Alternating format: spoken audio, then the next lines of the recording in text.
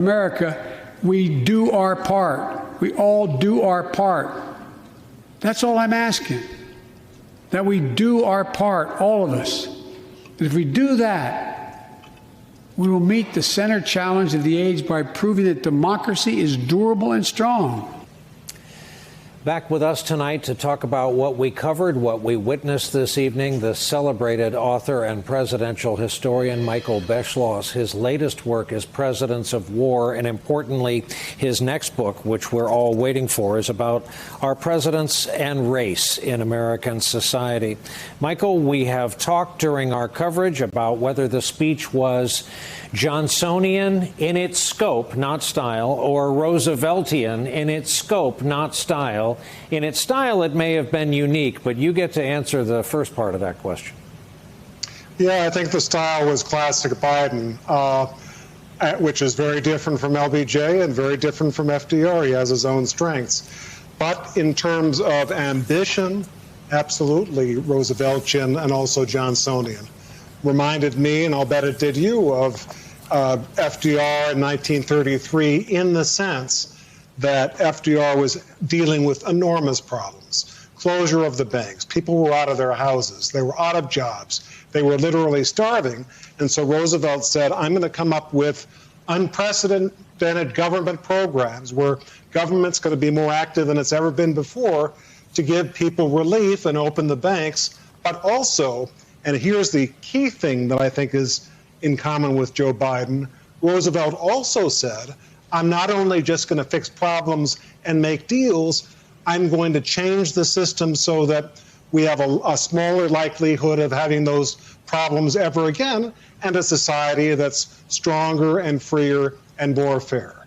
LBJ did the same thing in 1965. That's why he called his domestic program, as you know, the Great Society.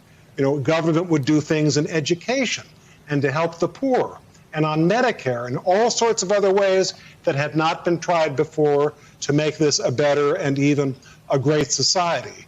Biden may not have used that kind of language and may not be that kind of orator, but he's very much in that class. And listening to Biden tonight, it reminded me a little bit, you and I have talked, as you know, I had the honor of studying under the great scholar of leadership, James MacGregor Burns. And his whole thing was our system benefits when we're lucky enough to elect a president who is transformational, wants to transform the system, not just fix problems. I think we saw a transformational president tonight. The line he ended with, we are the United States of America. There is nothing beyond our capacity, nothing we can't do if we do it together.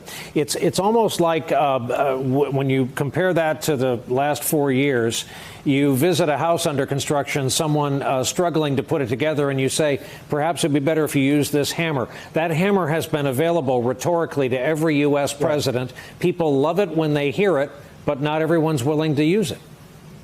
Well, and you know, we've been through this terrible disaster, this calamity, this pandemic for the last 14 months plus, and it's reminded me a little bit about Lincoln saying to General McClellan, if you're not planning to use the army, may I use it and actually get some progress against the Confederacy.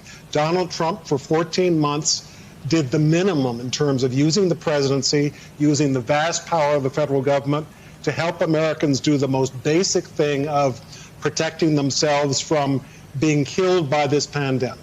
Many of the 500,000+ people who died of COVID did not need to die, and that was because he wasn't a strong leader and because he didn't do his job. Hey, thanks for watching our YouTube channel. You should know that you can follow today's top stories and breaking news and catch up on your favorite MSNBC shows all in one place. Download the NBC News app today.